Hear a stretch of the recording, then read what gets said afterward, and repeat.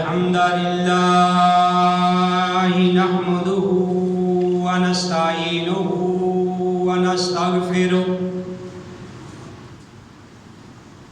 ونعوذ بالله من شرور أنفسنا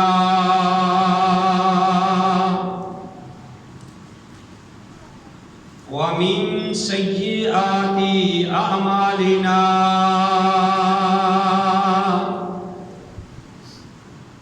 من يهده الله فلا مضل له ومن يضلل فلا هادي له وأشهد أن لا إله إلا الله وحده لا شريك له وأشهد أن محمدًا عبده ورسوله يا أيها الذين آمنوا اتقوا الله حق تقاته ولا تموتن إلا وأنتم مسلمون أما بعد فإن خير الحديث كتاب الله وخير الهدي هدي محمد صلى الله عليه وآله وسلم وشر الأمور محدثاتها وكل محدثة بدعة وكل بدعة ضلالة وكل ضلالة في النار. أعوذ بالله السميع العليم من الشيطان الرجيم. بسم الله الرحمن الرحيم.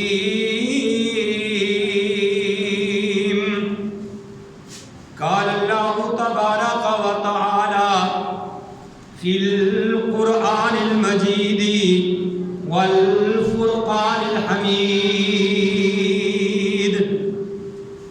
وإذا سألك عبادي عني فإني قريب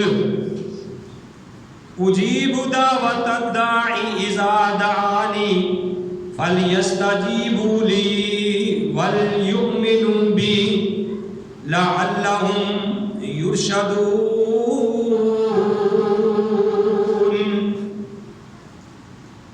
اور جب میرے بندے اے نبی آپ سے سوال کرے میرے بارے میں بس بے شک میں قریب ہوں، میں جواب دیتا ہوں جب بھی کوئی مجھے پکارنے والا پکارتا ہے اس کی جواب دعا کا. بس چاہیے کہ میری بات مانیں اور مجھ پہ ایمان لائیں تاکہ وہ ہدایت پا جائیں. وقال النبی صلی اللہ علیہ وآلہ وسلم، اور فرمایا نبی کریم صلی اللہ علیہ وآلہ وسلم نے، الدعاء مخ العبادہ، دعا جو ہے وہ عبادت کا مغز ہے. محمد کی جس دل میں الفت نہ ہوگی سمجھ لو کہ قسمت میں جنت نہ ہوگی. بھٹکتا رہا ہے بھٹکتا رہے گا محمد سے جس کو عقیدت نہ ہوگی. کرے جو اطاعت دل سے محمد کی اس کو پیر و مرشد کی حاجت نہ ہوگی. ہر قسم کی حمد و ثنا اللہ وحدہ لا شریک کی ذات پاک کے لیے،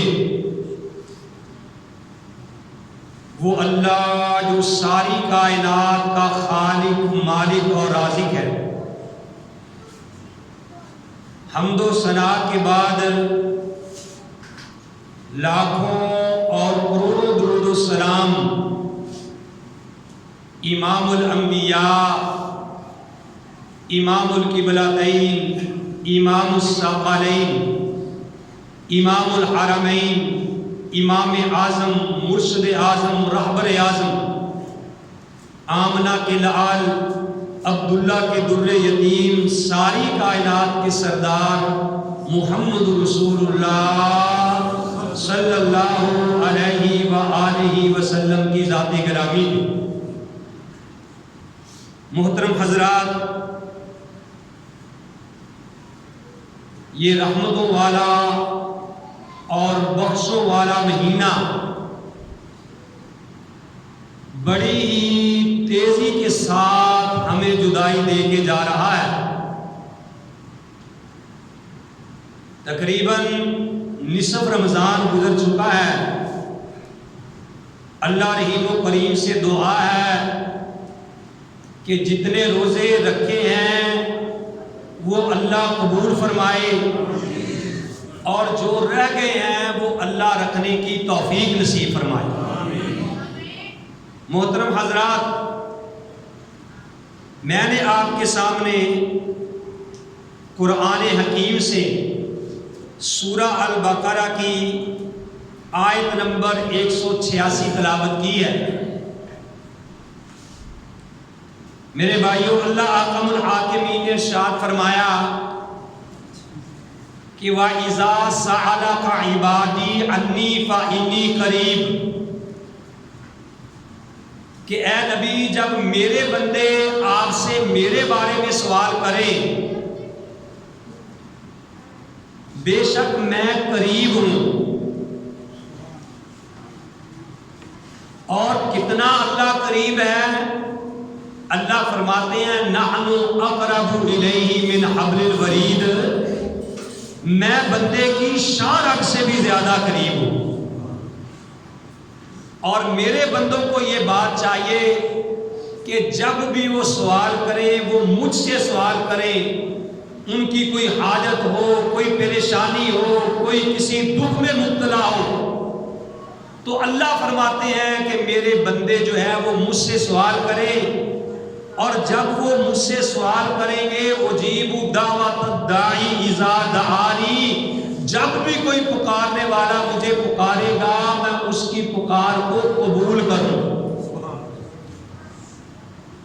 میرے بھائیوں، سوال کا، رمضان کا اور قرآن کا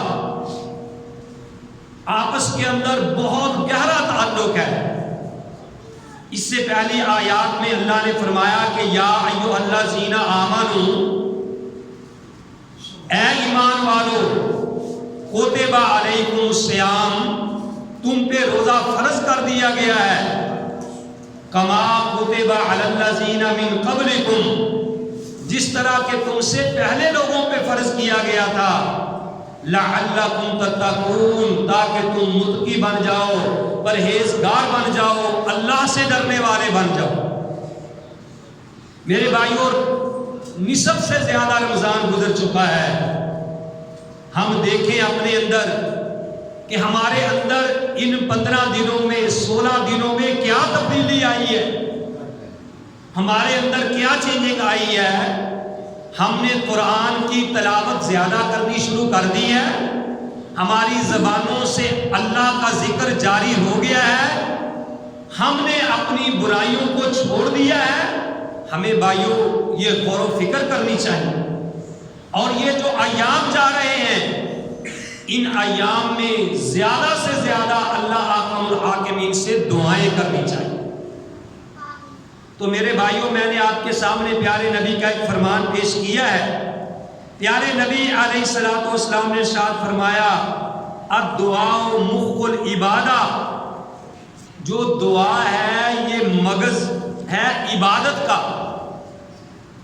تو ہماری بدقسمتی ہے کہ ہم اللہ سے دعائیں تو کرتے ہیں لیکن ہمیں ان دعاؤں کا ترجمہ نہیں آتا، ہمیں پتہ نہیں ہم اللہ کو کیا پکار رہے ہیں، ہم اللہ کو کیا کہہ رہے ہیں۔ اس لیے ساری زندگی ہمارے اندر انقلاب ہی برپا نہیں ہوتا، کیونکہ ہمیں دعاؤں کا پتہ ہی نہیں، ہمیں نماز کا ترجمہ نہیں آتا، ہمیں قرآن کا ترجمہ نہیں آتا، ہمارا دین سے لگاؤ نہیں ہے، قرآن سے ہماری محبت نہیں ہے۔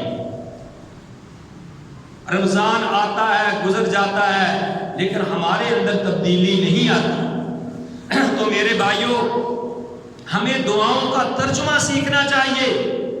جب بندے کو ترجمہ آئے تو پھر بندے کا اللہ کے ساتھ تعلق پیدا ہوتا ہے، تعلق قائم ہوتا ہے۔ میں نے ایک واقعہ پڑھا کہ سعودیہ کے لوگ جو ہیں وہ دعا کو بڑی اہمیت دیتے ہیں کیونکہ وہ ترجمہ جانتے ہیں۔ ایک گاہ کسی دکان پہ گیا اور دکان پہ جا کے اس نے سودا خریدا۔ جب سودا خرید لیا، دکان والے نے اس کا سودا اچھی طریقے سے پیک کر کے ڈبے میں بند کر کے اس گاہ کو دے دیا کہ یہ لو جناب، بل لے لیا، اور اس کو سودا جو اس نے خریدا تھا وہ ایک ڈبے میں پیک کر کے دے دیا۔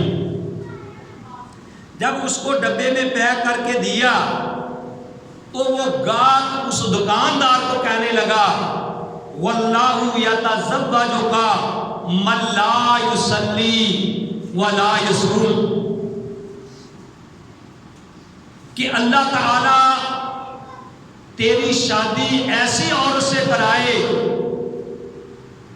کہ جو نہ نماز پڑھتی ہے اور نہ وہ روزہ رکھتی ہو، نہ نماز پڑھتی ہو۔ یہ بات کہہ کے اس بندے کو کہنے لگا دکاندار کو کہ قل آمین، تو اس بات پہ آمین کہہ دے۔ بات کو ذرا غور سے سننا۔ اس نے اس کا شکریہ ادا کرتے وقت یہ بات کہی کہ واللہ یتزوجک من لا یصلی لا یصوم، کہ اللہ تعالیٰ تیری شادی ایسی عورت سے کرائے جو نہ نماز پڑھتی ہو نہ روزہ رکھتی ہو، اور ساتھ ہی کہنے لگا کہ قل آمین، آمین کہہ دے۔ آمین کیوں نہیں کہتا؟ وہ بندہ حیران ہو گیا، خاموش ہو گیا کہ یار یہ مجھے کیسی بات کہہ رہا ہے۔ کہنے لگا بھئی آمین کہو۔ وہ کہنے لگا واللہ ما فہمتو، یار میں اللہ کی قسم آپ کی بات سمجھا نہیں، کیونکہ میری تو شادی ہوئی ہے، میں آپ کی بات سمجھا نہیں۔ وہ کہنے لگا تو آمین کہہ، پھر میں آپ کو بتلاتا ہوں۔ اب وہ ڈرتا ڈرتا کہنے لگا آمین، یعنی اے اللہ قبول فرما۔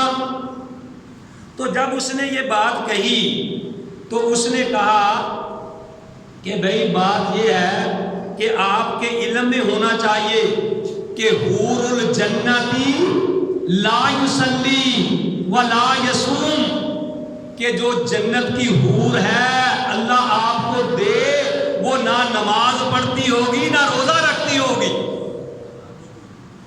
کہنے لگا کہ جب اس نے یہ بات کہی تو میرے ایک ایک روح سے، بدن کے ایک ایک جگہ کے ایک ایک حصہ جو ہے وہ آمین آمین کہنے لگے۔ تو بھائیوں، بتانے کا مقصد یہ ہے کہ جب تک ہمیں جو ہم اللہ سے مانگ رہے ہیں ہمیں اس دعا کا پتہ ہی نہیں چلے گا تو ہمارے اندر انقلاب نہیں آئے گا۔ تو اللہ سے دعا مانگنی چاہیے، اور الحمدللہ یہ کرونا نے ثابت کر دیا ہے۔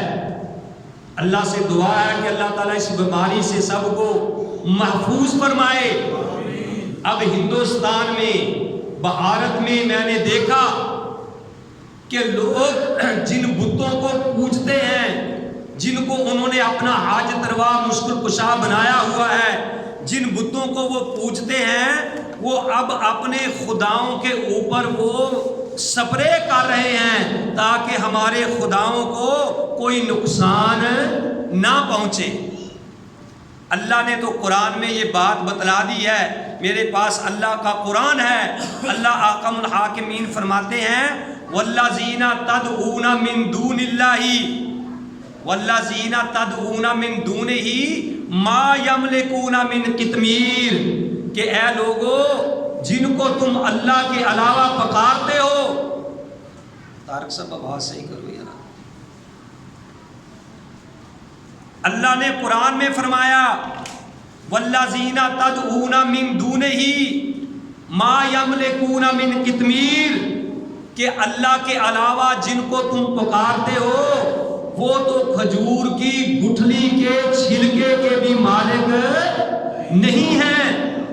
اور فرمایا ان تدعوہم، اگر تم ان کو پکارو لا یسمعوا دعاءکم، وہ تمہاری دعا نہیں سن سکتے، لو سامعوا، اگر وہ سن بھی لیں، مستجاب لکم یوم القیامت، قیامت تک تمہاری بات کا وہ جواب بھی نہیں دے سکتے، وَيَوْمَ الْقِيَامَةِ يَكْفِرُونَ بِشِرْكِكُمْ، اور قیامت والے دن وہ تمہارے شرک کا انکار کر دیں گے، وَلَا يُنَبِّئُكَ مِثْلُ خَبِيرٌ، اور اے نبی ایسی خبر ایسی مثالیں اللہ کے علاوہ اور کوئی نہیں دے سکتا۔ اور فرمایا یا ایھا الناس انتم الفقراء الی اللہ، اے پوری کائنات کے لوگوں تم اللہ کے در کے فقیر ہو، واللہ هو الغنی الحمید، اور اللہ بے پرواہ ہے،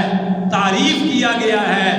میرے بھائیوں بتانے کا مقصد یہ ہے کہ یہ رمضان المبارک کے دن جو ہیں، یہ ایام جو جا رہے ہیں، ہمیں چاہیے کہ ہم اللہ سے زیادہ دعائیں مانگیں، اپنے اللہ کو پکاریں، اللہ احکم الحاکمین کے سامنے گڑ گڑائیں، اللہ احکم الحاکمین کے سامنے دعائیں کریں۔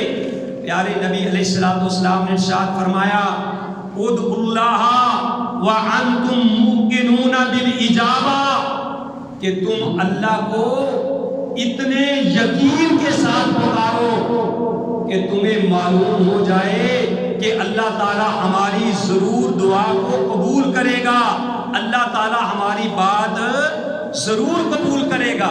بندے کو یقین ہونا چاہیے جب بندہ اپنے اللہ کو پکارے، تو اس لیے ہمیں چاہیے کہ ہم اللہ کو پکاریں، یہ دنوں کی قدر کریں، ایک ایک لمحہ کی قدر کریں، اور اپنے اندر انقلاب برپا کریں۔ مسلمانوں تم نے کیا اپنے اندر انقلاب برپا کیا ہے؟ آپ نے یہ خبر فیس بک پہ دیکھی ہوگی، آپ نے پڑھی ہوگی، یہ رمضان مبارک کا مہینہ ہے، صبر کا مہینہ ہے، اور یہ مردان کے علاقے میں نے سنا کہ ایک مسجد کے اندر کوئی بندے کو کھانسی آئی، اس کی وجہ سے جھگڑا ہوا، کہاں؟ مسجد کے اندر، رمضان المبارک کے مہینے کے اندر مسجد میں جھگڑا ہوا، اور اس جھگڑے کی نوبت یہاں تک پہنچی کہ 3 بندے قتل ہو گئے اور پتہ نہیں کتنے بندے زخمی ہو گئے، اور ان کو اتنی بے دردی کے ساتھ قتل کیا گیا کہ ان کی لاشیں بھی دیکھتے ہوئے ڈر محسوس ہوتا تھا۔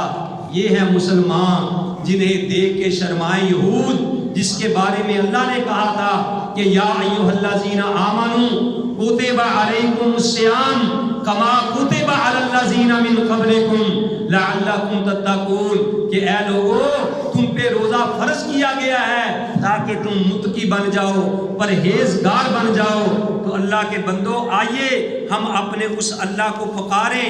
ہر چیز کے کوئی نہ کوئی آداب ہوتے ہیں، اللہ کے سامنے سوال کرنے کے بھی آداب ہیں، اللہ کو پکارنے کے بھی آداب ہیں۔ میرے بھائیوں سب سے پہلے جب اللہ کو ہم پکاریں، باوضو ہو کے، قبلہ رخ ہو کے، اللہ کے نبی صلی اللہ علیہ وسلم پہ درود بھیج کے، اللہ کی تعریف کر کے اللہ کو ہم پکاریں، اور پورے یقین کے ساتھ پکاریں، اور اللہ کے سامنے آنسوؤں کا نذرانہ پیش کریں۔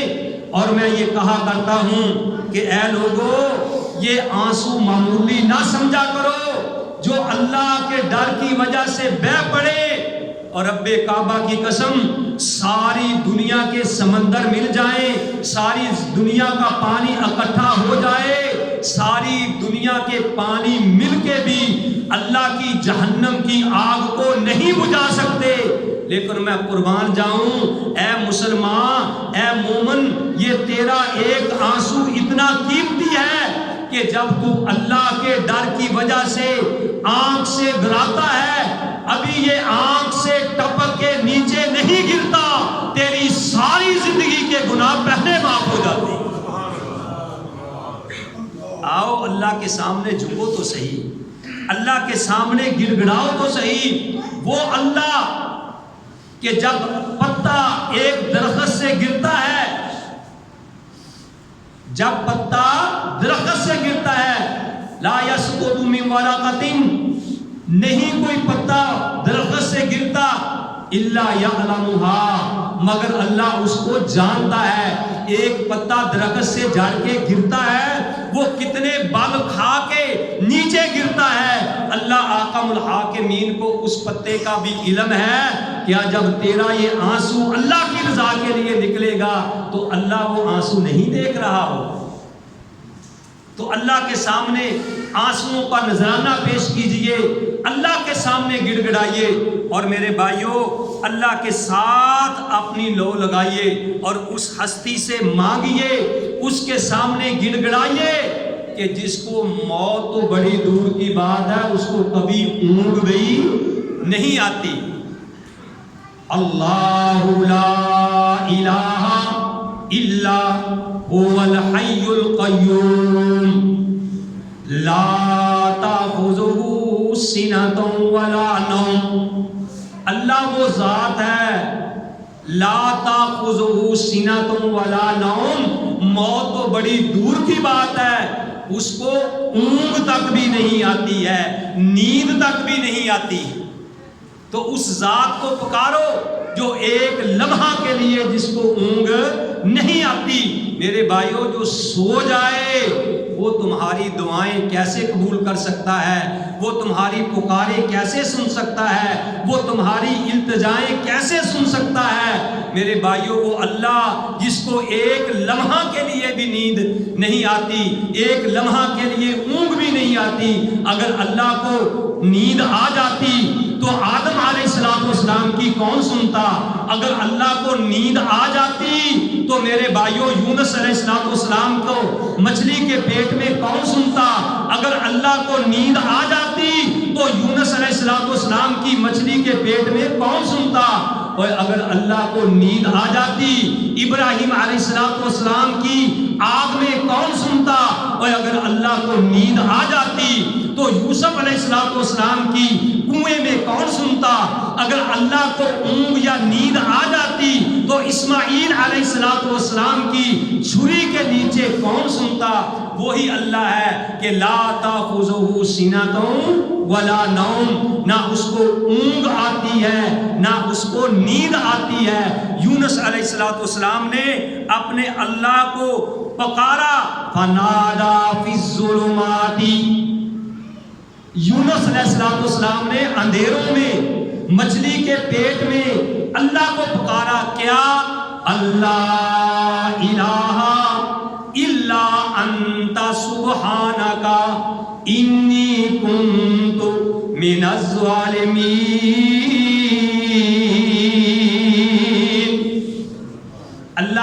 اللہ کو پکارا یونس نے مچھلی کے پیٹ میں، تو اللہ کہتے ہیں اگر میرا یونس مچھلی میں پیٹ میں مجھے نہ پکارتا تو قیامت والے دن تک مچھلی کے پیٹ میں ہی رہتا۔ اور ایوب علیہ السلام کو بیماری آئی تو ایوب نے کس کو پکارا؟ اللہ احکم الحاکمین کو پکارا۔ اللہ قرآن میں فرماتے ہیں وَأَيُّوبَ إِذْ نَادَى رَبَّهُ أَنِّي مَسَّنِيَ الضُّرُّ وَأَنْتَ أَرْحَمُ الرَّاحِمِينَ۔ ایوب علیہ السلام نے اللہ کو پکارا، اور ابراہیم علیہ السلام نے اللہ کو کہا کہ فَإِذَا مَرِضْتُ فَهُوَ يَشْفِينِ، کہ جب میں بیمار ہوتا ہوں تو مجھے شفا کون دیتا ہے؟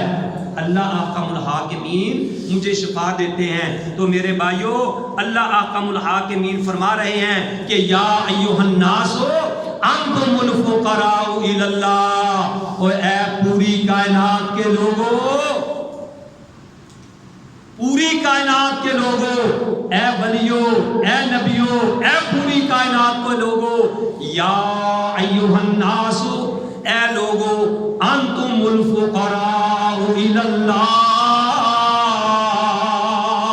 کہ تم سارے کے سارے اللہ کے در کے فقیر ہو۔ رب کعبہ کی قسم، انبیاء بھی اللہ کے در کے فقیر ہیں، اولیاء بھی اللہ کے در کے فقیر ہیں، اور ساری کائنات اللہ کے در کی فقیر ہے۔ انتم الفقراء الی اللہ واللہ هو الغنی الحمید۔ اللہ بے پرواہ ہے، اللہ غنی ہے، اللہ بے پرواہ ہے۔ میرے بھائیو آؤ اپنا عقیدہ درست کرو۔ اللہ کہتے ہیں وَلَقَدْ خَلَقْنَا الْإِنسَانَ، ہم نے انسان کو پیدا کیا، وَنَعْلَمُ مَا تُوَسْوِسُ فِي نَفْسِهِ، جو اس کے نفس میں ہے، جو اس کے دل میں کھٹکتا ہے۔ ابھی انسان نے زبان پہ وہ بات لایا نہیں، اللہ احکم الحاکمین کو پتا ہے کہ اس کے دل میں کیا بات ہے۔ انہ علیم بذات الصدور، وہ اللہ سینوں کے بید جانتا ہے۔ تم یہاں بیٹھے ہو، آپ کے خیالات کہاں ہیں؟ اللہ احکم الحاکمین جانتا ہے۔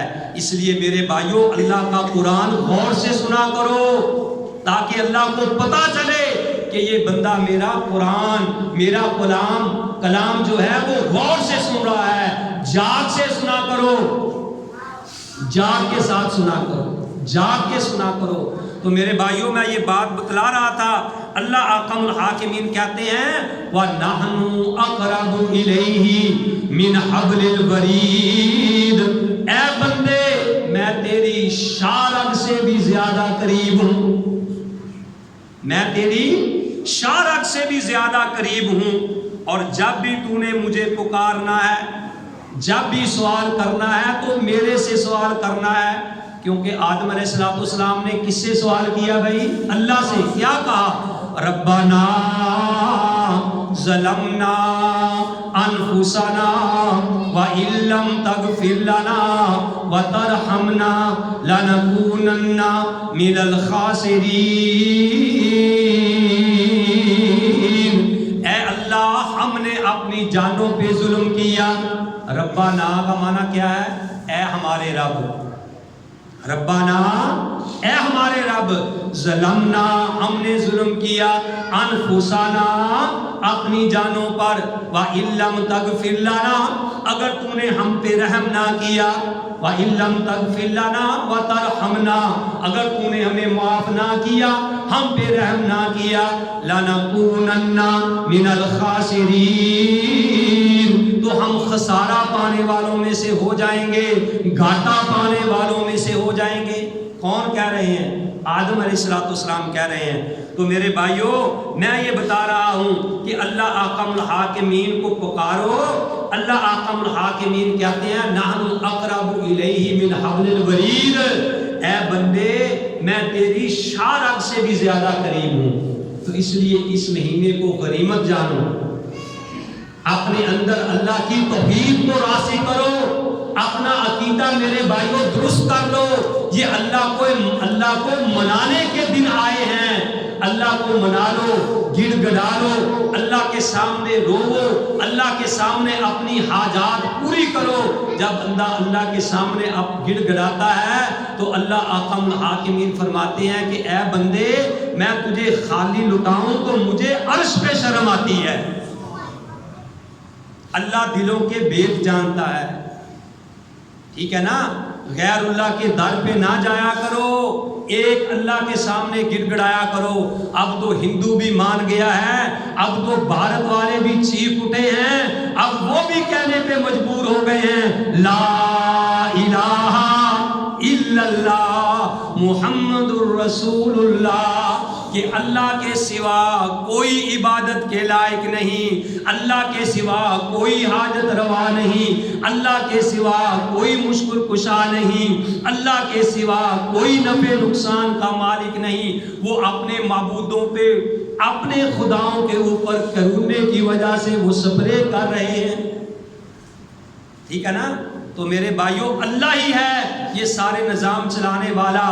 تو سارے جانور جو ہیں یسبح للہ ما فی السماوات والارض، سبح للہ ما فی السماوات والارض، ہر چیز اللہ کی تسبیح بیان کرتی ہے، چاہے وہ زمین میں ہے چاہے آسمانوں میں ہے۔ تو رمضان المبارک کا مہینہ ہے، آجو ایسے کام کریں کہ جس سے ہمیں اللہ راضی ہو جائے، اور غیروں کے در بھائیوں چھوڑ دو۔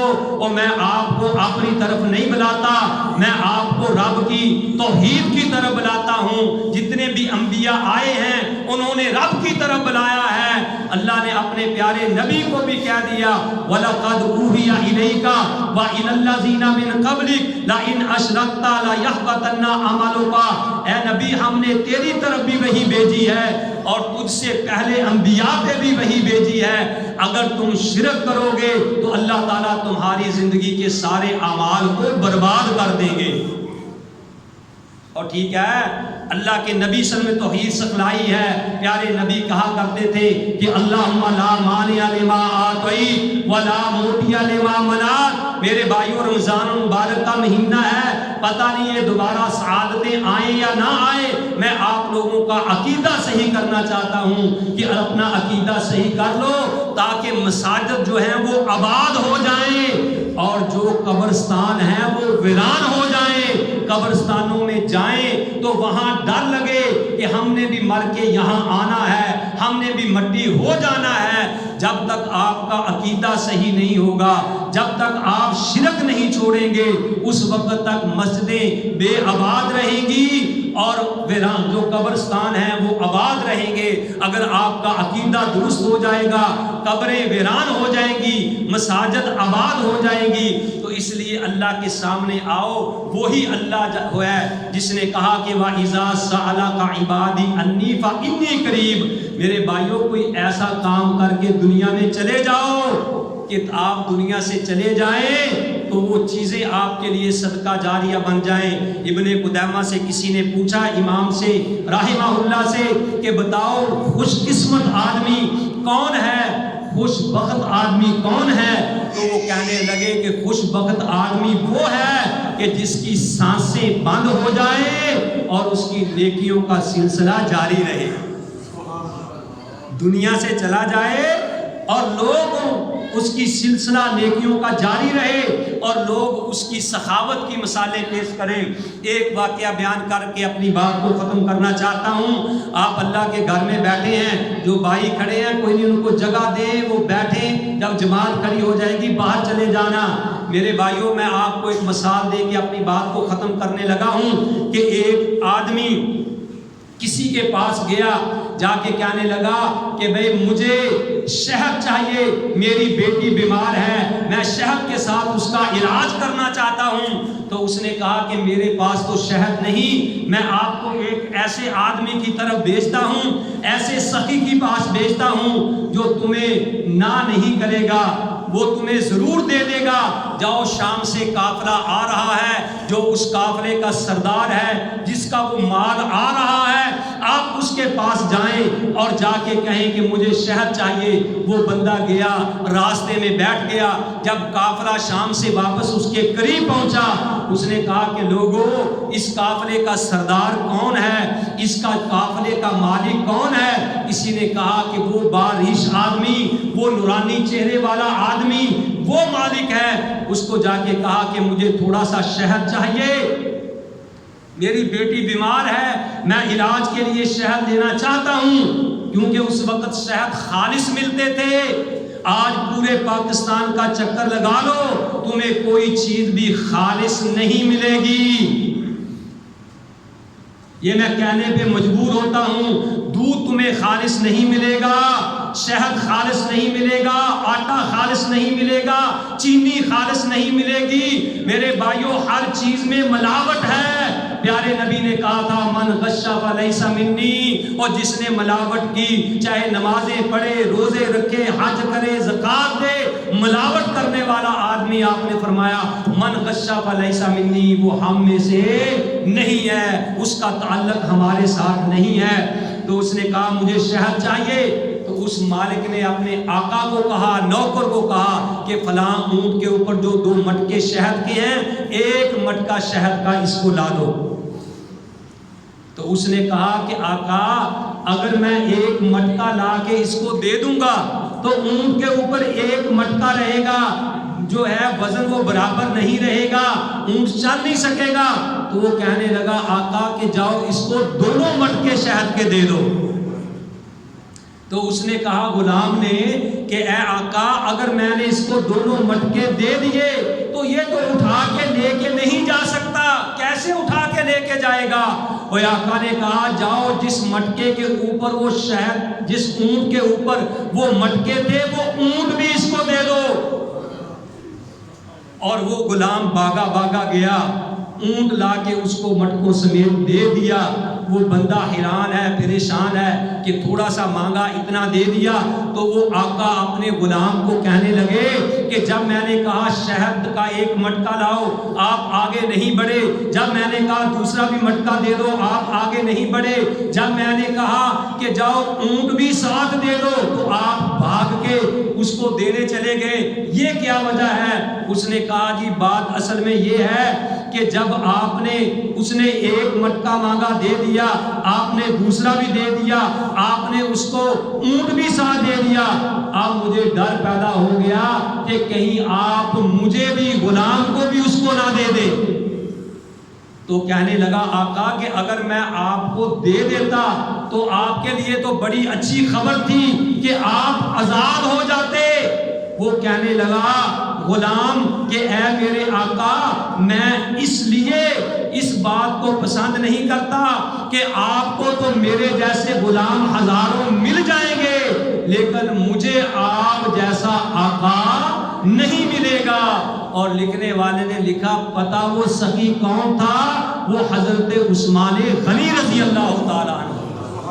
اللہ تعالیٰ ہمارے اندر بھی ایسا سخاوت کا جذبہ پیدا کر دے کہ ہم اللہ کی راہ میں، جس طرح پیارے نبی علیہ السلام ہوا کی طرح، ہوا سے بھی آندھی سے تیز آندھی کی طرح آپ اللہ کی راہ میں سخاوت کیا کرتے تھے، اللہ کی راہ میں خرچ کیا کرتے تھے۔ اللہ ہمارے اندر بھی یہ خوبیاں پیدا کر دے۔ اللہ احکم الحاکمین سے دعا ہے کہ جو میں نے سنایا آپ بھائیوں نے سنا، اللہ مجھے بھی اور آپ سب کو بھی صحیح معنوں میں اس میں عمل کرنے کی توفیق نصیب فرمائے۔ وما علیہ الا البلاغ۔